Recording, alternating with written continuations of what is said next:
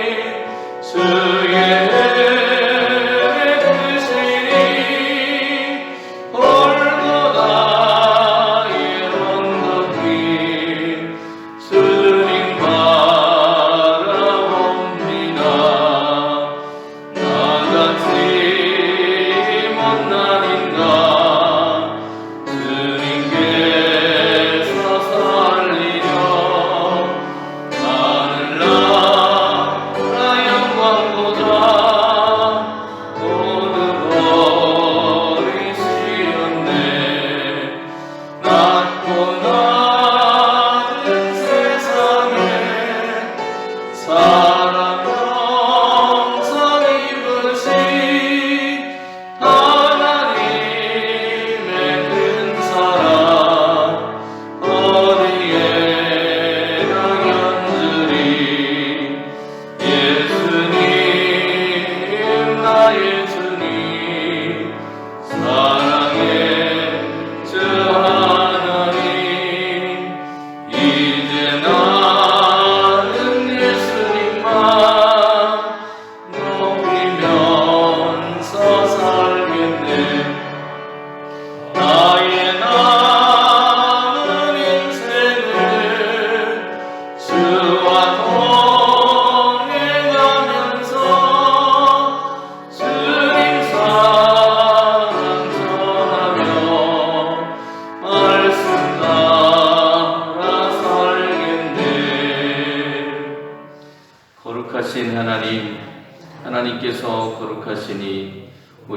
거룩한 삶 가운데서 살아가라 하십니다.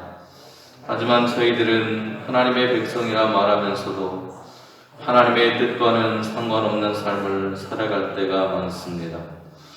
하나님께서는 이러한 우리의 삶을 그대로 버려두지 아니하시는 분이십니다. 하나님께서는 이스라엘의 악을 제거하는데 조금도 자비가 없으십니다. 그만큼 하나님께서는 거룩하신 분이시며 거룩을 원하시는 분이십니다. 순결한 삶은 결혼하기 전에도 결혼한 후에도 철저히 준수될 수 있게 하여 주옵소서. 하나님의 공동체를 지키기 위해 공동체를 문란하게 만드는 간음의 문제를 엄격하게 처벌하시고 악으로부터 보호하십니다. 우리 안에 있는 성적인 악으로부터 우리를 지켜 주옵소서. 율법에 어긋난 성적 문란으로부터 백성들을 철저히 지켜 거룩한 백성으로 살아가라 하십니다. 선을 파괴하는 행위에 대해 용서치 않으셨고 백성으로부터 악을 제하기를 바라셨습니다. 공동체를 흐트러뜨리는 우리의 악한 삶이 있다면 우리를 회개케 하시고 악은 그 모양이라도 닮아가지 않도록 인도하여 주옵소서. 하나님의 백성으로서 어떤 상황 속에서도 연약한 자를 보호하며 살게 하옵소서. 거룩함을 지키기 위해 힘쓰며 살아가게 하옵소서. 거룩한 백성에 합당한 성결의 삶을 살아가게 하옵소서. 이제 조금 있으면 지방 선거가 끝나고 새로운 일꾼들이 세워지게 됩니다. 지역의 발전을 위해서 일하게 하시고 말뿐인 모습이 아닌 삶으로 섬기는 사람들이 될 수 있도록 인도하여 주옵소서. 그들을 통해 국민들이 용기와 소망을 얻을 수 있도록 도와주시고 국민들과 소통하며 일함으로 모두가 행복한 대한민국이 되게 하여 주옵소서. 예수님의 이름으로 기도드립니다. 아멘.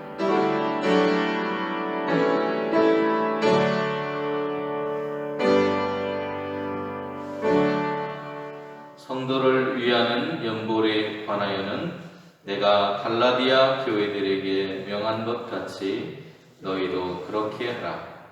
매주 첫날에 너희 각 사람이 수입에 따라 모아두어서 내가 갈 때에 연보를 하지 않게 하라.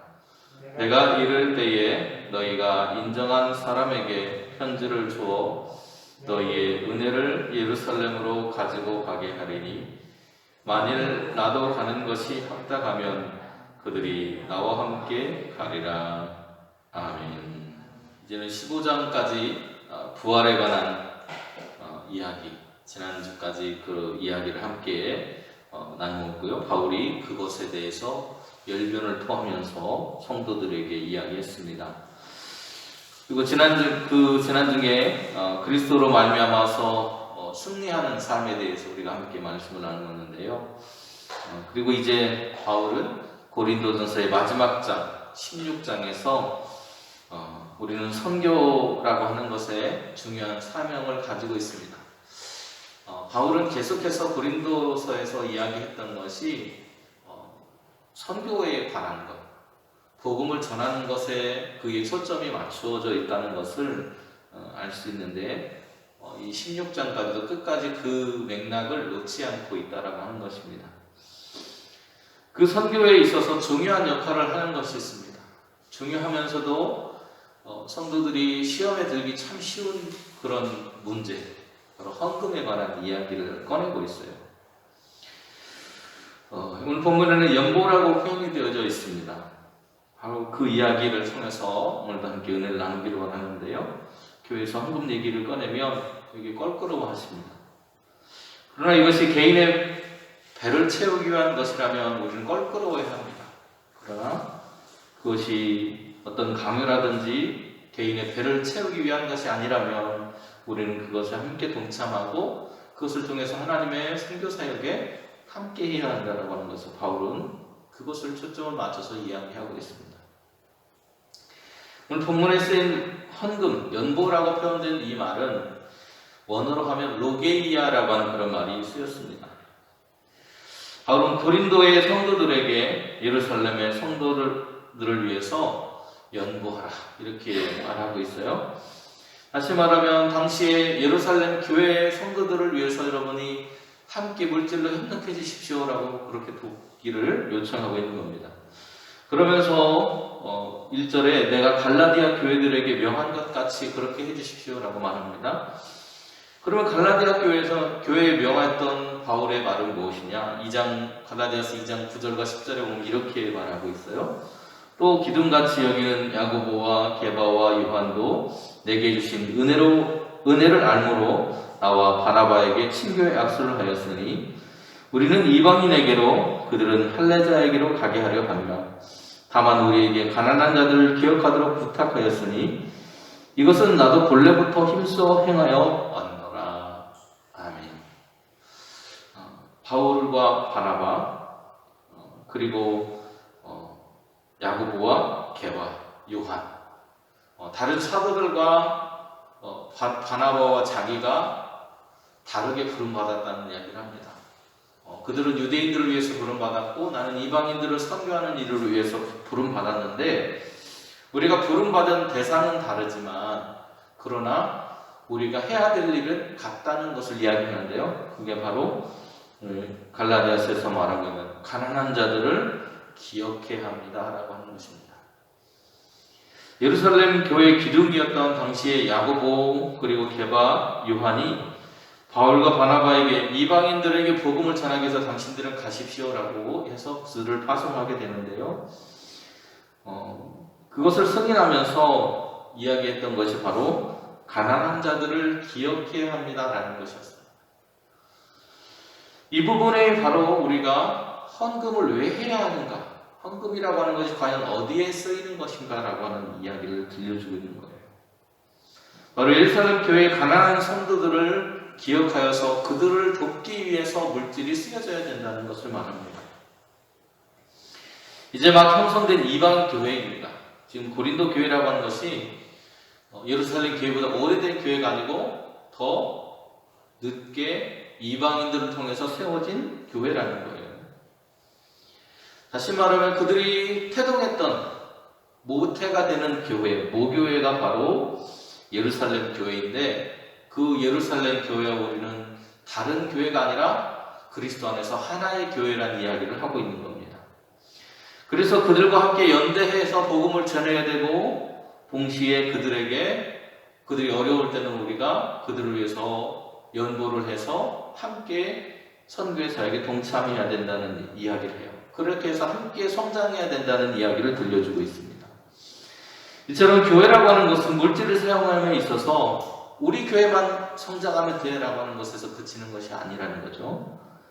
이웃교회, 우리가 함께 믿음의 사역을 하는 것은 우리만이 아니고 우리의 이웃되는 교회도 함께 복음 안에서 성장해 가야 된다는 것을 이야기합니다. 그래서 그들이 어려운 형편에 처하게 된다면 우리는 우리의 마음을 모아서 그리고 우리의 물질을 통해서 그들이 선교하는 일을 할 수 있도록 도와줘야 한다고 말하고 있는 거예요. 그런 넉넉함이 우리 안에 있어야 된다는 이야기를 바울이 들려주고 있습니다. 우리의 총회 헌법, 기장총회 헌법을 보니까요, 예배 모범이라고 하는 곳에 11장, 제11장에 헌금이라고 하는 그런 내용이 나옵니다. 거기에 뭐라고 정의하고 있냐면 이렇게 정의하고 있어요. 헌금은 모든 신도가 헌신의 표징으로서 하나님이 허락하신 물질을 성결하여 드리는 예배의 행위입니다. 헌금은 산제사의 한 형태이며 하나님의 은혜에 대한 감사의 표현이며 복음 전파에 동참하는 책임적인 참여의 예배의 행위입니다. 다시 말하면 우리가 드리는 물질은 하나님을 예배하는 것이라는 거예요. 우리의 감사한 마음을 담아서 하나님이 우리에게 주신 그 물질을 구별해서 다시 하나님께 드림으로 인해서 마치 구약에서 제물을 구별해서 드렸던 것처럼 그런 마음으로 드리는 거라는 겁니다. 그래서 그것이 하나의 예배라고 말하고 있고요. 또 상제사, 우리의 삶으로 드리는 하나님께 드리는 제사라고 말하고 있어요. 그런데 그 안에 담겨있는 의미는 뭐냐면 하나님께서 내게 은혜를 주셨습니다. 감사합니다 라고 하는 표현이고요. 그리고 이 물질을 통해서 나도 내가 직접 발로 뛰어가지 못하는 그런 상황이 있어도 또 내가 몸이 좀 불편하고 나이가 들고 이렇게 했어도 하나님의 복음에 그것을 전하는 일을 여전히 동참하고 있습니다 라는 이야기를 하고 있는 겁니다. 그것이 헌금이라는 거예요. 바울은 성도들을 위해서 이렇게 헌금을 하도록 이야기를 하는데 이것은 단순한 구제의 차원을 위해서 사용되는 것이 아니라 유대인과 이방인과 화합하는 일, 일치를 도모하는 일이라고까지 바울은 이야기하고 있다는 겁니다. 실제적인 사랑을 실천하기 위한 하나의 방법이 뭐냐? 그것이 그냥 우리가 말로만 하는 것이 아니라 그들이 어려울 때 우리의 물질을 통해서 도와주는 것도 바로 그들과 하나 되는 모습이라고 이야기를 하고 있는 거예요. 특별히 소외된 계층들을 향해서 그리스도의 사랑을 전하는 정신이 그 예물 안에 담겨져 있다는 이야기를 들려주고 있습니다. 이런 이야기를 하는 이유는 뭐였냐면 당시에 예루살렘 교회는 팔레스타인이라고 하는 그런 지역 속에 있었습니다. 그런데 그 지역에 기근이 있었어요. 지금처럼 막 가뭄이 들고 기근이 생겼어요. 그래서 극단적인 또 유대 그 주의자들 때문에 그들의 가지고 있던 것들을 수탈해가고 그들을 박해하는 일들로 인해서 당시 예루살렘에 있던 성도들이 박해와 그런 물질적인 수탈로 인해서 온몸이, 온 삶이 피폐해져 있는 그런 형편에 있었다는 겁니다. 그래서 삶으로도 가난했고 또 빈곤한 사람들이 많아지는 그런 시기에 있었어요. 그래서 바울은 고린도와 갈라디아에 있는 교회들에게 우리는 그들에게 복음의 빛을 진 사람들입니다. 그러기에 우리는 마음으로 그들을 위해서 물질을 모으고 구제와 사랑의 실천으로 바로 그 물질을 사용해야 됩니다라고 이야기를 들려주고 있는 것입니다. 그것이 바로 요한일서 3장 17절과 18절에 이야기하고 있는 내용과 일치해요. 누가 이 세상의 재물을 가지고 형제의 궁핍함을 보고도 도와줄 마음을 받으면 하나님의 사랑이 어찌 그 속에 거하겠느냐.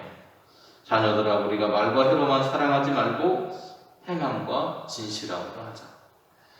그냥 입 바른 소리만 아무리 해도 그들의 마음에 닿지 않는다는 것입니다. 그들이 어려울 때 우리가 한번 도와주는 바로 그 모습을 통해서 그들은 우리가 10마디 100마디 하는 것보다 더 깊이 가슴 깊이 우리가 교회라고 하는 것을 알게 된다는 거예요. 아, 저 사람들이 그리스도인이구나.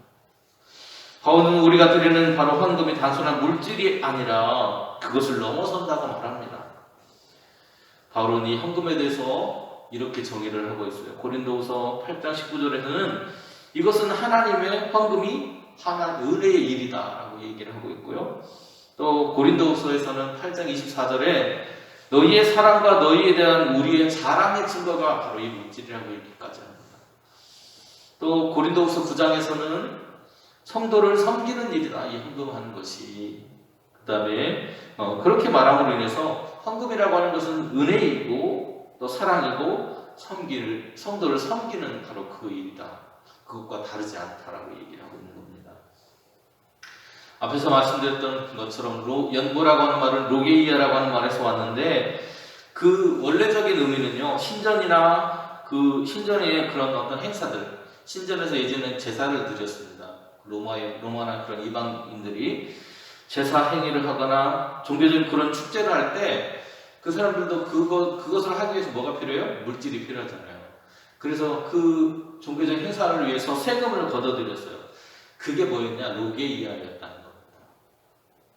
그런데 오늘 하나님의 교회로 그 로게이아라는 말이 들어왔을 때 바울은 그 세상적인 세금과는 다르다는 이야기를 하고 있는 거예요. 교회에서는 어떤 의미를 쓰느냐? 가난한 사람들을 돕는 자발적인 물질이라고 얘기를 하고 있어요. 그들을 돕기 위해서 우리가 자발적으로 드리는 것입니다. 강제적으로 빼앗아서 그들의 신전이나 종교적인 축제를 위해서 사용했던 그런 연보와는 다르게 교회는 자발적인 마음으로 드려야 됩니다. 그래서 바울은 정기적인 헌금을 하라고 이야기하는데요. 우리가 주일에 주저헌금이나 이런 걸 하는 것처럼 하나님께 예물을 드리는데 그 예물은 한 번 하고 끝나는 것도 아니고 습관적으로 그냥 습관이니까 드리는 것이 아니라 가난한 사람들은 우리의 주변에 항상 있잖아요.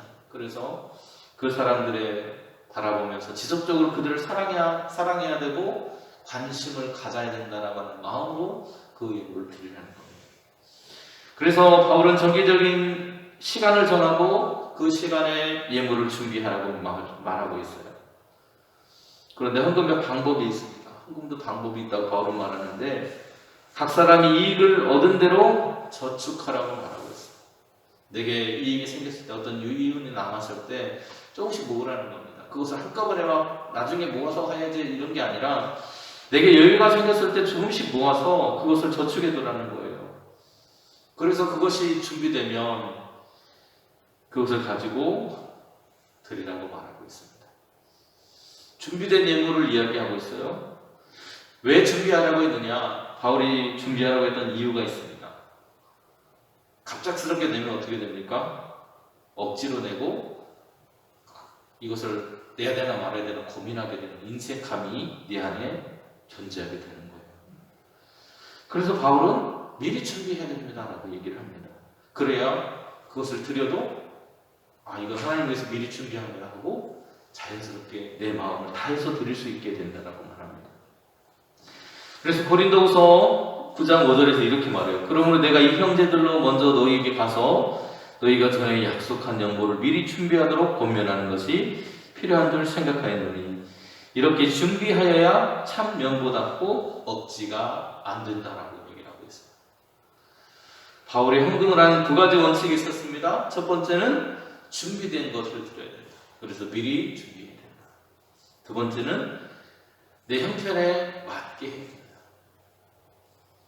나는 100만 원도 못 벌고 막 겨우 매일 조금씩 벌어서 조금 남기고 그렇게 겨우겨우 살아가는데 내가 막 하나님께 갑작스럽게 100만 원, 1000만 원 드리겠습니다. 할 수 없다는 거예요.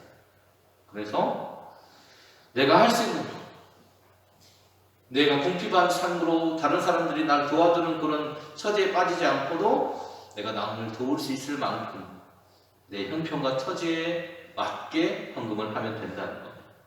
그래서 억지나 인색함으로 드리지 않아도 된다고 말하고 있는 거예요. 바울은 이방인 교회들에게 예루살렘 교회를 돕는 연보를 은혜라고 선물이라고 그렇게 이야기를 합니다. 실제적으로 모든 교회는 그리스도의 은혜 가운데서 하나가 되어서 서로 도움을 주고 받는 관계, 그래서 형제라고 부르고 있는 것입니다. 서로에게 고맙고 감사한 마음을 표현하는 거예요. 바울은 이 헌금을 고난과 박해가 기다리는 예루살렘을 기억하면서 우리가 준비해야 됩니다.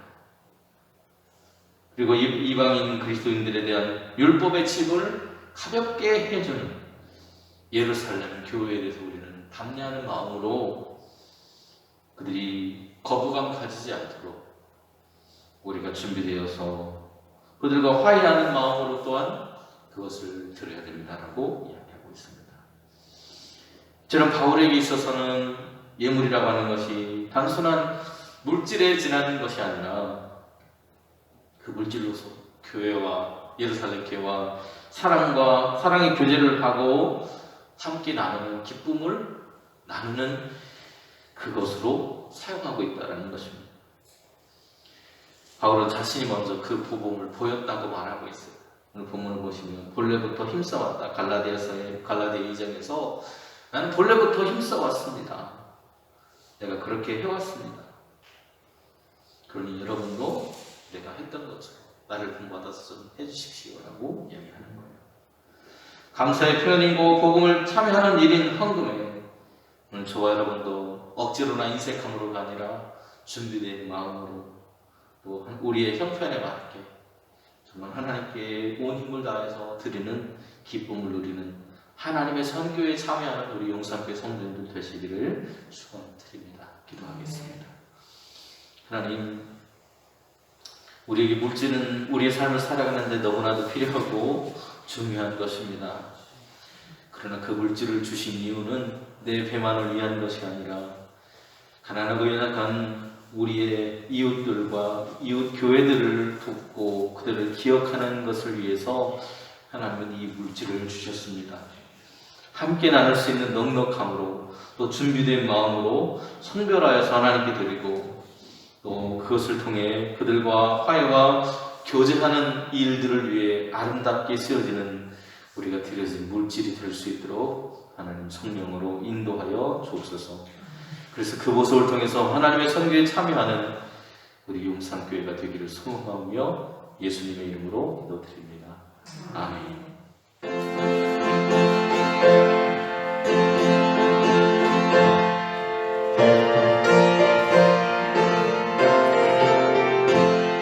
목마른 내 영혼 주가 이미 허락한 그 귀한 영생 수주여 갈망합니다. 그 약속 따라서 입소간 구하오니 주여 내 기도 어서 들어주소서. 예수의 사랑 예수의 사랑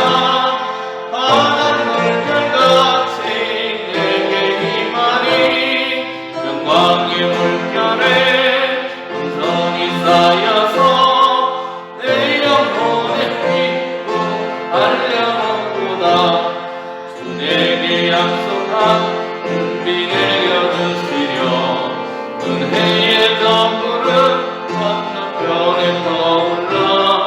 그 귀한 증거가 내게 밝게 보이니 나 힘을 다하여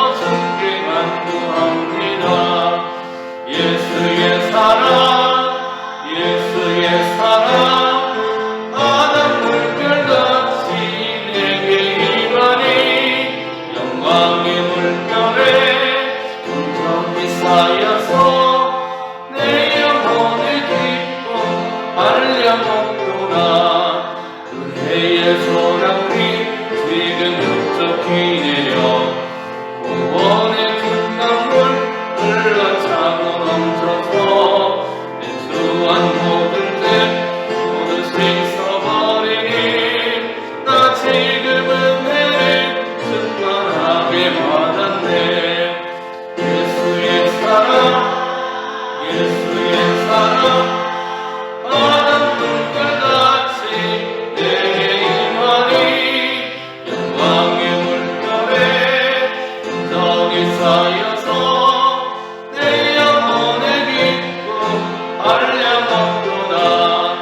그 차고 넘치는 주의 은혜의 물결 힘차게 흘려 내게 만족합니다. 할렐루야로 주를 찬송하오니 내 마음의 기쁨이 항상 충만하리라. 예수의 사랑 예수의 사랑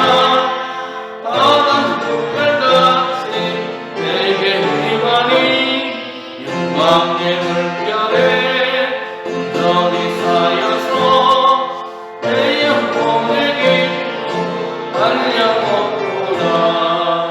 하늘에 계신 우리 아버지여 이름이 거룩히 여김을 받으시오며 나라가 임하옵시며 하늘에서 이름같이 땅에서도 이루어지이다.